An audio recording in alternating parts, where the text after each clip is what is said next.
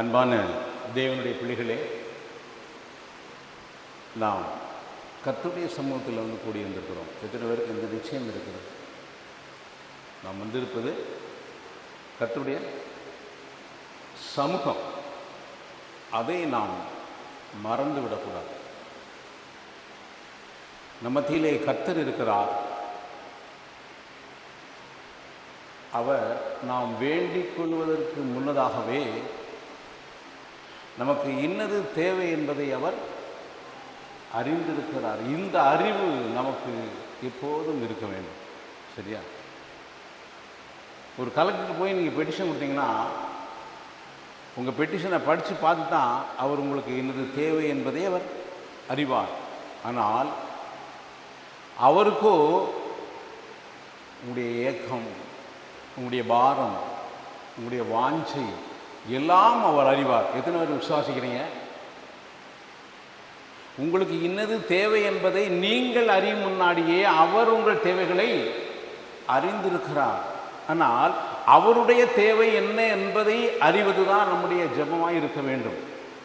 ஜெபம் என்பது அவர் என்ன விரும்புகிறார் என்பதை அறிந்து கொள்வது தான் நம்முடைய ஜெபமாய் இருக்கும்போது, பிரியமானவர்களே, நம்முடைய வாழ்க்கையில் மிகுந்த ஆசீர்வாதம், சமாதானம், விடுதலை உண்டாகும். தாவீது ராஜாவாக இருந்தாலும் அவன் இருதயத்தில் ஒரு பாரம் இருந்தது. அவன் இருதயத்தில் ஒரு தேவை இருந்தது. அவன் என்ன தேவை இருந்ததுமா? சங்கீதங்களின் புஸ்தகம் 84ஆம் அதிகாரம், சங்கீதம் 84 10வது வசனம் வாசிங்க.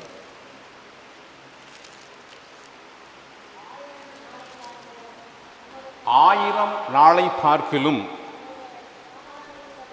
உமது பிரகாரங்களில் செல்லும் ஒரே நாள் நல்லது. ஆகாமிய கூடாரங்களில் வாசமாயிருப்பதை பார்க்கிலும் என் தேவனுடைய ஆலயத்தின் வாசற்படியில் காத்திருப்பதையே தெரிந்து கொள்வேன். பிரியமானவர்களே, இந்த உலகத்தில் இன்பம், மேன்மை, மகிமை எல்லாம் இருக்கிறது. அவன் ராஜ ஆசனம் இருக்கிறது. அவனுக்கு சிம்மாசனம் உண்டு. இவன் ஆண்டவருக்கு ஆலயம் கட்டணும்னு சொன்னான். அவர் உனக்கு வீட்டை நான் கட்டுவேன் என்று சொன்னார். ஆனாலும் இவனுடைய வாஞ்சை எதுவாக இருந்தது? நாம் ஆரம்பத்தில் சகோதரி அருமையாக பேசினாங்க. நாம் தேவனுடைய ஆலயமாக இருக்கிறோம். பழைய ஏற்பாட்டில் எருசலேம் ஆலயம், அந்த ஆலயத்திற்கு எத்தனை வாசல்கள் இருந்தது, அதே மாதிரி இந்த ஆலயத்திற்கு எத்தனை வாசல்கள் இருக்கிறது, இதை நாம் எப்படி காத்துக்கொள்ள வேண்டும், எப்படி பயன்படுத்த வேண்டும் என்பதை நமக்கு அழகாக விளக்கி சொன்னார்கள் என்பதை நான் கவனித்து கொண்டிருந்தேன். எனவே இந்த ஆலயத்தில் அவன் வாசற்படியில் காத்திருப்பதையே தெரிந்து கொள்வேன் அப்படின்னா, அப்போ அவன் ராஜாவாக இருந்தாலும் தேவனுடைய சமூகத்தில், தேவனுடைய பிரசன்னத்தில் காத்திருப்பது, அவர் என்ன சொல்லுகிறார் என்பதை கேட்பது. நாம் சொல்வதை அவர் கேட்பதல்ல, அவர் சொல்வதை நாம் கேட்பது. அவர் சொல்வதை நாம் கேட்கும்போது நம்முடைய வாழ்க்கை இப்படி கேப்டன் சொல்கிறத பணியாளர்கள்லாம் கேட்கும்போது அந்த கப்பல் தெளிவாக போய் சேர வேண்டிய இடத்துல சேரும். கேப்டன் தான் எல்லாம் தெரியும், ஆனால் யாருக்கு தெரியாது? உள்ள பணியாளருக்கு தெரியாது. எனவே நமக்கு கேப்டன் அவர் தான். அப்போ அவர் என்ன சொல்கிறார் என்பதை நாம் கேட்கும்போது நம்முடைய வாழ்க்கை தெளிவாய் முடிய வேண்டிய நேரத்தில் சேர வேண்டிய இடத்துல போய் சேரும். ஆனால் நம்மளாம் என்ன நினச்சிட்டு இருக்கோன்னா, நாம் ஜெபிக்கணும். நல்லது. ஜெபம்ங்கிறதே என்ன தெரியுமா? அவர் பேசுவதை நாம் கேட்பது, அவர் சொல்வதை நாம் கேட்பது. அப்படி கேட்கும்போது அது நம்முடைய வாழ்க்கையில் மிகுந்த ஒரு ஆசீர்வாதமாக இருக்கும். இயேசு சொன்னார், நீங்கள் எப்படி ஜெபிக்கணும் அப்படின்னார். மத்தேயு எழுதின சுவிசேஷம் 5ஆம் அதிகாரம். ஜெபம்ங்கிறது நம்முடைய வாழ்க்கையில் உயிர் மூச்சு போல. 5ஆம் அதிகாரம், மத்தேயு எழுதின சுவிசேஷம் 5ஆம் அதிகாரம்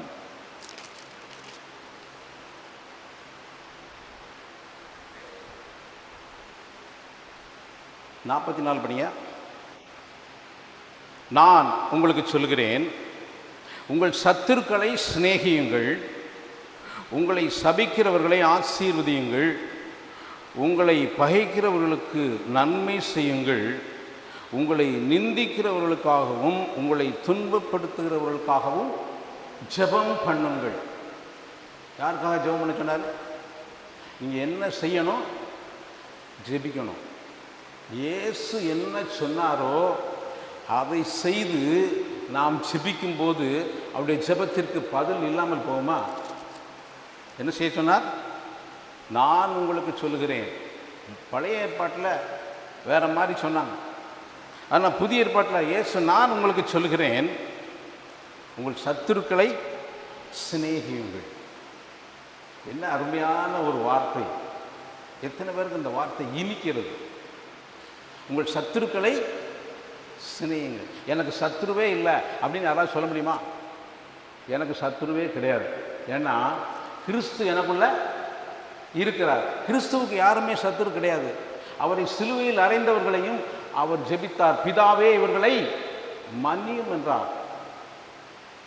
இந்த ஜெபத்தை நாம் செய்ய முடியுமா?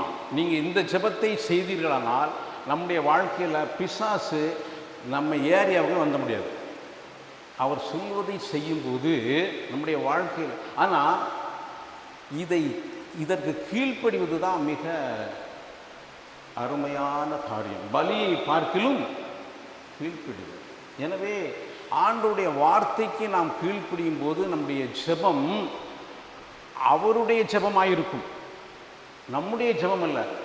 அவருடைய ஜெபமே என்னுடைய ஜெபம், அவருடைய ஜெபமே நம்முடைய ஜெபம். இயேசு இன்னொரு முறை ஜெபித்தார். கெத்செமனேயில் ஜெபிக்கும்போது எப்படி ஜெபித்தார் என்றால், என் சித்தத்தின்படி அல்ல பிதாவே உம்முடைய சித்தம் ஆகக்கடவது என்று ஜெபித்தார். என் சித்தம் அல்ல, என் சித்தம் வேண்டாம். என் சித்தம் ஒன்றை விரும்புகிறது, என்னுடைய மாம்சம் ஒன்றை விரும்புகிறது. என் மாம்சம் விரும்புகிறபடி இல்லை, உம்முடைய சித்தம் என்னுடைய வாழ்க்கையிலே நடக்கட்டும். பரமண்டலத்தில் இருக்கிற எங்கள் பிதாவே, உம்முடைய நாமம் பரிசுத்தப்படுவதாக, உம்முடைய ராஜ்யம் வருவதாக, உம்முடைய சித்தம் பரலோகத்தில் செய்யப்படுவது போல இந்த பூலோகத்தில் என்னுடைய வாழ்க்கையில் செய்யப்படுவதாக. இப்படி நாம் உணர்ந்து ஜெபித்தால் நம்முடைய ஜெபத்திற்கு அவர் நோ சொல்லவே மாட்டார். எப்படி இயேசுவின் ஜெபத்திற்கு பிதா நோ சொல்லவே இல்லை. எப்பொழுதும் எனக்கு செவி கொடுக்கிறீர் என்று சொன்னார். என் ஜெபத்திற்கு நீர் எப்பொழுதும் செவி கொடுக்கிறீர், எனக்கு செவி கொடுக்கிறீர் என்பதை நான் அறிந்திருக்கிறேன் என்று சொன்னார். எனவே நம்முடைய வாழ்க்கையில் இயேசு என்ன செபிக்க சொன்னாரோ, எப்படி செபிக்க சொன்னாரோ அப்படி செபிக்கும்போது அவர் எப்படி பிதா இயேசுவை பார்த்து சொன்னார், வானத்தில் இவர் என் நேசகுமாரன், இவரில் நான் பிரியமாய் இருக்கிறேன், இவருக்கு செவி கொடுங்கள் என்று சொன்னார். பார்த்தீங்களா? அப்போ அவர் சொன்ன வார்த்தையின்படி நாம் செபிக்க வேண்டும். அதுதான் அவருக்கு பிரியமா. அந்த ஜெபத்திற்கு அவர் ஓடோடி பதில் தருகிறவராக இருக்கிறார். எனவே கானா ஒரு கல்யாணத்தில் ரசம் குறைபட்ட போது அவர் என்ன சொல்லுகிறாரோ அதன்படி செய்யுங்கள். அங்கே என்ன சொன்னார்? போய் வேலைக்காரன்றது தான் கூப்பிட்டு சொன்னார். பாருங்கள், அப்போ அவருடைய வழி வேறு, நம்முடைய வழி வேறு. வேலைக்காரன் சொன்னால் நம்ம எல்லாம் எங்கிட்ட சொல்லலையே, நீங்கள் இதுக்கு வேலைக்காரன் சொன்னால் நம்மளாம் நினைப்போம் இல்லையா? ஆனால் அவர் யார்கிட்ட பேசுகிறாரு? அப்போ இன்றைக்கும் அப்படிப்பட்ட வேலைக்காரனுடைய ஆவி இருக்குமானால் கர்த்தர் நம்மளோட என்ன செய்வார்? பேசுவார். லூக்கா எழுதின சுவிசேஷம் 10ஆம் அதிகாரம், லூக்கா எழுதின சுவிசேஷம் 10ஆம் அதிகாரம். அங்கே மார்த்தாள் மரியாள். அப்போ பார்த்தோம் தாவீது ராஜா பழைய ஏற்பாட்டில். இங்கே பார்க்கிறோம் ரெண்டு பேரும். அவர் 38ஆம் வசனம் சொல்லுது, அவர்கள் பிரயாணமாய் போகையில் அவர் ஒரு கிராமத்தில் பிரவேசித்தார். கிராமம் அற்பமாய் எண்ணப்பட்ட ஒரு கிராமம். டவுனை விட எப்படி இருக்கும், அங்கே ஒரு நாகரிகம் இருக்காது, வசதி இருக்காது எல்லாம். ஆனால் அந்த வீட்டில் போகிறார், அவங்கள ஏற்றுக்கிறாங்க. அப்போ அங்கே பார்த்து மரியாள் என்னப்பட்ட ஒரு சகோதரி இருந்தால், அவள் இயேசுவின் பாதத்தருகே உட்கார்ந்து அவருடைய வசனத்தை கேட்டு கொண்டிருந்தாள். அப்போ அவர் என்ன பேசுகிறார் என்பதை கேட்பது ஜெபம். சரியா? அவர் என்ன சொல்லுகிறார் என்பதை கேட்பது நம் ஜெபம். அப்போ அவர் என்ன சொல்லுகிறார் என்பதை நாம் கேட்கும்போது அங்கே மார்த்தாளோ பற்பல வேலைகளை செய்வதில் மிகவும் வருத்தமடைந்து அவரிடத்தில் வந்து, ஆண்டவரே, நான் தனியே வேலை செய்யும்படி என் சகோதரி என்னை விட்டு வந்திருக்கிறதை குறித்து உமக்கு கவலை இல்லையா? எனக்கு உதவி செய்யும்படி அவளுக்கு சொல்லும் என்றாள். இங்கே பார்த்தா இதை தியானித்தா நிறைய காரியங்கள் இருக்கிறது. பாருங்கள், இயேசுவை கூப்பிட்டு இயேசுவுக்கே டைரக்ஷன் கொடுக்கான். யார்? இன்னைக்கு யாராவது அப்படி செய்ய முடியுமா? இயேசுக்கே ஆனால் இயேசு என்னம்மா ஏன்ட்டே எப்படி சொல்லணும் அவர் பார்க்கல. அவர் விளக்குறார். அவர் என்ன சொல்கிறாரு? இயேசு அவளுக்கு பிரதியுத்தரமாக, மார்த்தாளே மார்த்தாளே, நீ அநேக காரியங்களை குறித்து கவலைப்பட்டு கலங்குகிறாள். அநேக காரியங்களை குறித்து நமக்கு தெரியுது நிறைய காரியம், ஆனால் அவருக்கு எல்லா காரியமும் தெரியும் அப்படிங்கிறது நமக்கு தெரிய மாட்டேங்குது. எல்லா காரியமும் அவருக்கு தெரியும். பேதுருவை அழைக்கும் போது, பேதுரு கடைசியாக சொல்லும்போது சொன்னார், இன்ன விதமான மரணத்தினாலே அவன் என்னை தேவனை மகிமைப்படுத்த போகிறான் என்பதை குறிக்கும்படி அப்படி சொன்னார் என்று வேதத்தில் நாம் பார்க்கிறோம். அப்படியானால் ஒரு மனிதனுடைய மரணம், ஒரு தேவனுடைய பிள்ளையினுடைய மரணம் கூட எப்படி இருக்கணுங்கிறதை அவரை முடிவு பண்ணியிருக்கிறார். அப்படியானால் நம்முடைய தேவைகளை எல்லாம் அவர் சந்திக்கிறதற்கு அவர் போதுமானவராக இருக்கிறார் என்ற அறிவு நமக்கு இருக்குமானால், அவர் என்ன சொல்லுகிறாரோ அதன்படி நாம் ஜெபிப்பது தான் அவருக்கு உகந்த ஜெபமாக இருக்கும் என்று நான் விசுவாசிக்கிறேன். எத்தனை பேர் விசுவாசிக்கிறீங்க? எனவே நம்மகிட்ட லிஸ்ட்டே இருக்கக்கூடாது. உங்கள் லிஸ்ட் என்ன அப்படின்னு கேட்கணும். பாருங்க, மார்த்தாளே மார்த்தாளே, நீ அநேக காரியங்களை குறித்து கவலைப்பட்டு கலங்குகிறாய். நமக்கு அநேக பிரச்சனை சூழ்நிலை இருக்குது. இதனால் நமக்கு இந்த கலக்கத்தினால நாம் ஜெபிக்கிறோம். நாம் விசுவாசத்தினால ஜெபிக்கிறது வேறு, கலக்கத்தினால் ஜெபிக்கிறது வேறு.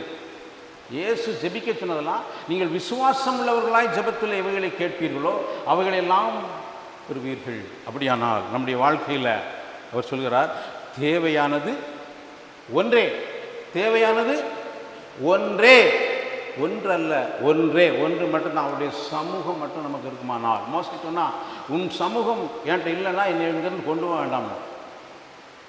அது எப்படிப்பட்ட தேசமாக இருந்தாலும், பாலும் தேனும் ஓடுகிற நலமும் விசாலமான தேசமாக இருந்தாலும் பரவாயில்லை, உம்முடைய சமூகம் இல்லாவிட்டால் என்னை இங்கிருந்து கொண்டு போக வேண்டாம். அப்போ உம்முடைய சமூகம் எவ்வளவு முக்கியமானது. சங்கீதம் 16:10 படிங்க.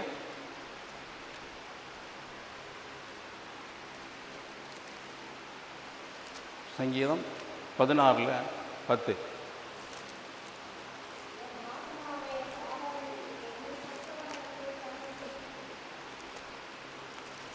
சங்கீதம் 11 வசனம்.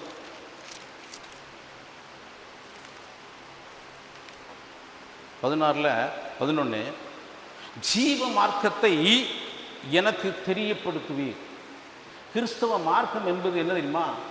இது ஜீவனுள்ள மார்க்கம். அவர் சொன்னார், நித்திய ஜீவனை தருவேன் என்பதே அவர் நமக்கு செய்த வாக்குத்தத்தம். இந்த உலகத்தினுடைய ஆசீர்வாதங்களை பிசாசு காமிச்சான். என்னை வணங்கி கொண்டா நீ இதெல்லாம் தருவோம்னு சொல்லி இயேசுவின் இடத்திலே சொன்னான். ஆனால் இது என்ன மார்க்கம்? இது ஜீவ மார்க்கம். நித்திய ஜீவ வசனங்கள் உம்மிடத்தில் உண்டே அப்படின்னு சொல்லி பேதுரு சொன்னார். எனவே இது ஜீவ மார்க்கம். ஜீவ மார்க்கத்தை எனக்கு தெரியப்படுத்துவீர். உம்முடைய சமூகத்தில் பரிபூர்ண ஆனந்தமும் உம்முடைய வலது வாரிசத்தில் நித்திய பேரின்பமும் உண்டு. அதனால தான் ஒன்றை நான் கேட்டேன், அதையே நாடுவேன் அப்படின்னு சொல்லி தாவீது சொன்னார். எனவே நம்முடைய வாழ்க்கையில் நம்முடைய ஜெபம் அவர் சொல்கிற மாதிரி, மத்தேயுல சொன்ன மாதிரி, நம்முடைய சத்துருக்களுக்காக நாம் ஜெபிக்கிறோமா?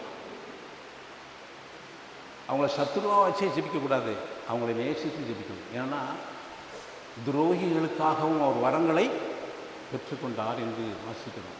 எனவே இப்படிப்பட்ட ஆவியை பரிசுத்த ஆவியின் மூலமாய் மாத்திரமே நாம் நிறைந்தவர்கள் மாத்திரமே அதை செய்ய முடியும். எனவே அந்த பரிசுத்த ஆவியானவரால் நாம் நிறைந்திருப்போமானால் அவருடைய வார்த்தையை நாம் கேட்போம், அவருடைய வார்த்தையை விசுவாசிப்போம், அவருடைய வார்த்தைக்கு கீழ்ப்படிவோம், அவருடைய வார்த்தையின்படியை ஜெபிப்போம்.